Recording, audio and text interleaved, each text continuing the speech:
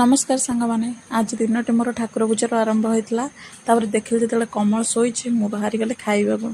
खाई आज पखाड़ को आलू भर्ता उफ के निद निद पूरा अलग प्रकार हेल्ले कौन हम शोई तो हेनी से बाहर पड़े टे घी बनवाई घीटा बनई देकी तादरे से जो दही रखी टे छेना भी बनईदेली बनई देकी एपटे ताल पोड़पिठा प्रिपेरेसन भी चलता से जो रस को काढ़ी रखी तादरे चाउल चूना पकईकी जंती जुंती थोईदेली थोईदेकी लंच रे आज बनई भात को कोबी तरकारी ताको खाईदेली खाईदेकी डेरी नक सांग सांग जाकि पिठाटा को बसईदेली जेहेतु टे टाइम लगे फास्ट से जो जंतिकी रखी देकी छेना भाजिकी रखीदे देदेली भलसे घोड़े घाड़े देकी बाहर गले मोर इवनिंग स्नैक्स करने इवनिंग स्नैक्स रे थिला आज ब्रेड को क्षीर ता सहित किसी नली एमती सेमती खाई देगी